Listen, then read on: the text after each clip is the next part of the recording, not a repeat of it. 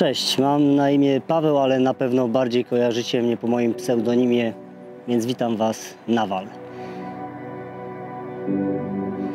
Kim jestem? No, jestem byłym żołnierzem jednostki specjalnej GROM, ale nie zawsze nim byłem.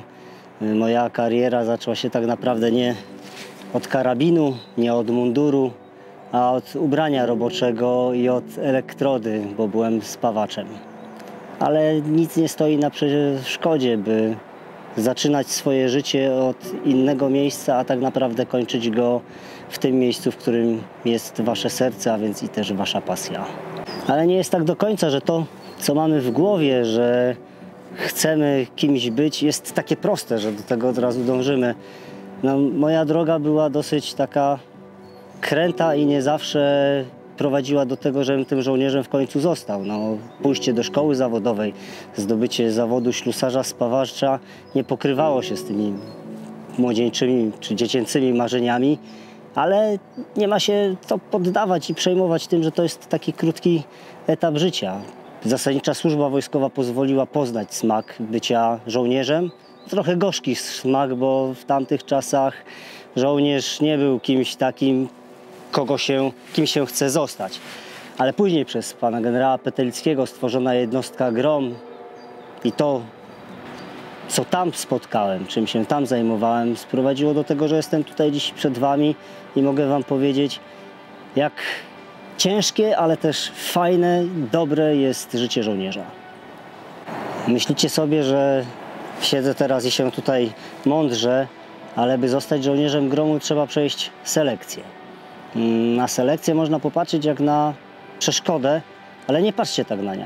Ja już jestem dzisiaj mądrzejszy i mogę Wam podpowiedzieć, niech przeszkody w Waszym życiu będą Waszymi wyzwaniami.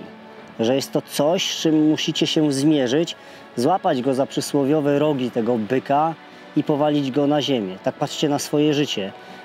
Taka robota, którą miałem, bycie żołnierzem w jednostce GROM, pozwala na to, że jak się odchodzi już do cywila, chociaż nie wiem, czy kiedykolwiek serce żołnierza odchodzi do cywila, może moje ciało tak, pozwala na to, że w tym życiu cywilnym można się spełniać w tym wszystkim, co się robiło w wojsku. Że się nie siedzi na kanapie, nie pije się piwo, tylko swoje doświadczenia bojowe, wojskowe można przełożyć na życie cywilne i dalej, teraz, może nie dalej, teraz już się bawić tymi swoimi umiejętnościami, które przynoszą naprawdę fajną satysfakcję.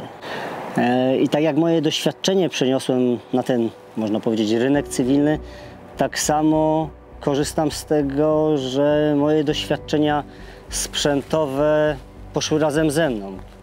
Nie wyobrażałem sobie, żebym mógł operować, strzelać, walczyć, wspinać się, kłaść ręce na parapet po wysadzonym oknie, gdzie było szkło bez rękawiczek. I dzisiaj, mając ze sobą siekierę, robiąc drewno, też nie wyobrażam sobie, żebym nie mógł korzystać z tego, że mam sprzęt.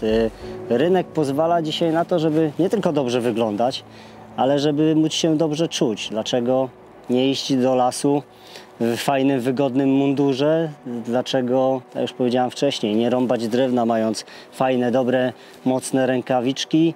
Także jak ktoś się mnie pyta, co mi dała jednostka GROM, gdy odszedłem do cywila, z czego korzystam, to nie tylko z moich umiejętności, ale z całej mojej wiedzy, że sprzęt, który pomagał i ratował mi życie w działaniach bojowych, tak samo może mi pomóc i dużo lepiej pracować teraz, gdy jestem już w cywilu. W GROM-ie u nas utarło się, że selekcja to jest coś, co trwa wiecznie i nigdy się nie kończy. Nie ma czegoś takiego, że przeszedłem selekcję, super, jestem w GROM-ie, teraz już jest moje ego tak połechtane, że jestem najlepszy. Nie. Cały czas trzeba się doskonalić. My chcemy i dążymy do tego, by nie być tylko o krok przed przeciwnikiem, ale i o 2 kroki przed przeciwnikiem. A więc, żeby być od niego lepszym, łatwiej się wtedy walczy, jeżeli ktoś jest trochę jednak z tyłu, a my jednak jesteśmy szkoleni do tego, by zwyciężać, nie ginąć. I to jest perfekcyjne, żeby nie mówić o sobie pod względem, że doszedłem do perfekcji, tylko mam w głowie tak poukładane, że ciągle dążę do perfekcji, ciągle się rozwijam i jak ktoś kiedyś powiedział, życie nie zna przestrzeni, żeby się zatrzymać, więc to jest perfekcja, żeby myśleć o sobie, że się jest niedoskonałym.